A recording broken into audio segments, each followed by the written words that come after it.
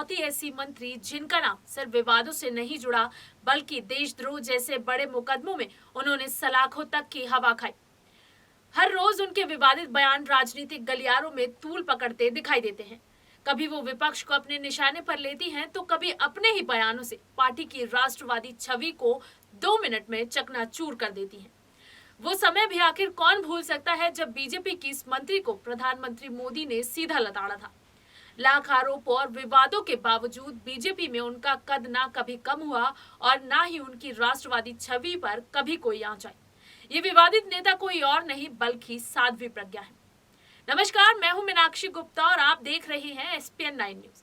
स्वागत है आपका हमारे खास कार्यक्रम सियासी सफर में, जहां आज हम बात करेंगे बीजेपी की सबसे विवादित मंत्री साध्वी प्रज्ञा की। साध्वी प्रज्ञा का जन्म मध्य प्रदेश के भिंड जिले के कचवा गांव में हुआ था। वो राजावत राजपूत हैं। उनके पिता आरएसएस के स्वयं सेवक और पेशे से आयुर्वेदिक डॉक्टर थे। इतिहास में पोस्ट ग्रेजुएट प्रज्ञा हमेशा से ही हिंदू संगठनों से जुड़ी रही। वो आरएसएस की छात्र इकाई अखिल भारतीय विद्यार्थी परिषद की सक्रिय सदस्य थी और विश्व हिंदू परिषद की महिला विंग दुर्गा वाहिनी से जुड़ी थी। 2002 में उन्होंने जय वंदे मातरम जन कल्याण समिति बनाई। स्वामी अवधेशानंद गिरी के संपर्क में आने के बाद प्रज्ञा नए अवतार में नजर आई। उन्होंने एक राष्ट्रीय जागरण मंच बनाया और इस दौरान वो एमपी और गुजरात के एक शहर से दूसरे शहर जाती रही। साध्वी प्रज्ञा ठाकुर को साल 2008 के मालेगांव ब्लास्ट केस में गिरफ्तार किया गया था। मालेगांव धमाकों के मामले में उन्हें 9 साल तक जेल में रहना पड़ा था। प्रज्ञा ठाकुर का आरोप है कि जेल में रहने के दौरान एटीएस ने उन्हें तरह तरह से प्रताड़ित किया। एक इंटरव्यू में साध्वी ने आरोप लगाया था कि कभी उन्हें अंडा खाने के लिए मजबूर किया गया तो कभी बेल्ट से पूरी रात उनकी पिटाई होती थी। साध्वी प्रज्ञा 2007 के आरएसएस प्रचारक सुनील जोशी हत्याकांड में भी आरोपी थी, लेकिन कोर्ट ने उन्हें सभी आरोपों से बरी कर दिया। साध्वी प्रज्ञा ने आरोप लगाया कि तत्कालीन गृह मंत्री पी चिदम्बरम ने हिंदू आतंकवाद का जुमला गढ़ा और इसे सही साबित करने के लिए मुझे झूठे केस में फंसाया गया। बता दें कि साल 2019 के लोकसभा चुनाव में बीजेपी ने साध्वी प्रज्ञा ठाकुर को भोपाल से कांग्रेस के दिग्गज दिग्विजय सिंह के सामने मैदान में उतारा। यहां तक पहुंचने से पहले उन्हें हिंदू आतंकवादी होने का दंश झेलना पड़ा। साध्वी प्रज्ञा ठाकुर पहली बार तब चर्चा में आई जब साल 2008 के मालेगांव ब्लास्ट केस में उन्हें गिरफ्तार किया गया था। वो 9 साल तक जेल में रही और फिलहाल जमानत पर बाहर है। बाहर आने के बाद साध्वी ने कहा था कि उन्हें लगातार यातनाएं दी गई थी। अपने भाषणों से सबको बांधे रखने वाली साध्वी प्रज्ञा शुरुआत में तो केवल मध्य प्रदेश के जिलों तक ही सीमित रहा करती थी, लेकिन अचानक फिर कुछ ऐसा हुआ कि प्रज्ञा सिंह ठाकुर एबीवीपी को छोड़ साध्वी बन गई और गांव-गांव जाकर हिंदुत्व का प्रचार करने लगी। साध्वी प्रज्ञा की यही बात बीजेपी नेताओं को धीरे-धीरे पसंद आने लगी और बस यहीं से राजनीति में उनका कद बढ़ता चला गया। साध्वी का भाषण ऐसा होता था कि वो सभी को बांधे रखती थी। शुरुआत में उनके भाषण का असर भोपाल, देवास, इंदौर और जबलपुर तक ही सीमित रहा। बाद में अचानक उन्होंने अखिल भारतीय विद्यार्थी परिषद छोड़ दी और वो साध्वी बन गई। गांव-गांव जाकर हिंदुत्व का प्रचार करने लगी। उन्होंने अपनी कार्यस्थली सूरत को बनाया और वहीं पर एक आश्रम भी बनवाया। हिंदुत्व के प्रचार के कारण वो बीजेपी के नेताओं को प्रभावित करने लगी और राजनीति में उनका वर्चस्व बढ़ता गया। साध्वी प्रज्ञा ठाकुर को प्रयागराज कुंभ के दौरान भारत भक्ति अखाड़े की आचार्य महामंडलेश्वर बनाया गया। भोपाल सीट का चुनाव महज एक संसदीय सीट का चुनाव भर नहीं रह गया, बल्कि दोनों पक्षों के लिए ये लड़ाई विचारधारा और उसे साबित करने की हो गई।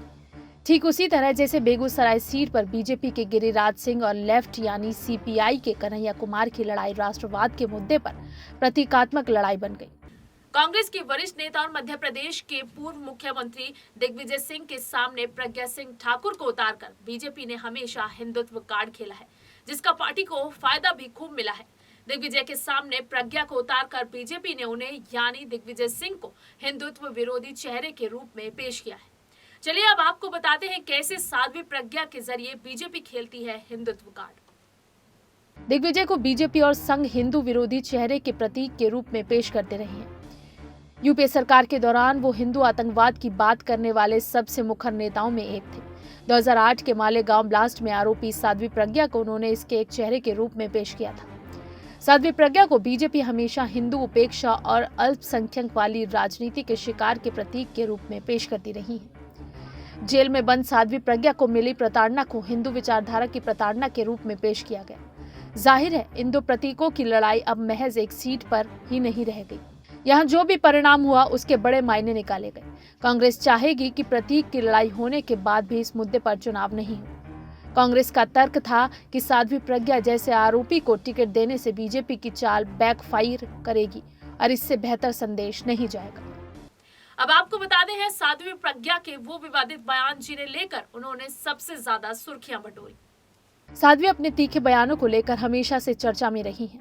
उन्होंने तत्कालीन गृह मंत्री पी चिदम्बरम पर भगवा आतंकवाद शब्द गढ़ने का भी आरोप लगाया। 2018 में गुजरात में एक कार्यक्रम के दौरान उन्होंने यूपीए अध्यक्ष सोनिया गांधी को इटली वाली बाई कह दिया। लोकसभा चुनाव 2019 के अंतिम चरण से पहले प्रचार के दौरान एक्टर से नेता बने मक्कल निधि मय्यम के संस्थापक कमल हासन के देश का पहला आतंकी हिंदू था वाले बयान पर प्रतिक्रिया देते हुए साध्वी प्रज्ञा ने नाथूराम गोडसे को देशभक्त बताया था। उन्होंने कहा था गोडसे देशभक्त और रहेंगे। उन्होंने ये भी कहा कि गोडसे को आतंकवादी कहने वाले स्वयं के गिरेबान में झांक कर देखें।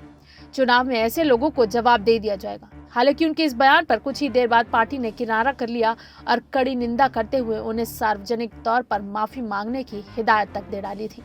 सियासी सफर में अगर आप किसी और नेता के बारे में जानना चाहते हैं तो हमें कमेंट बॉक्स में जरूर बताएं और अगर आपको हमारा ये वीडियो पसंद आया है तो इसे लाइक, शेयर एंड कमेंट जरूर करें और हमारे चैनल SPN9 न्यूज को भी जरूर सब्सक्राइब करें।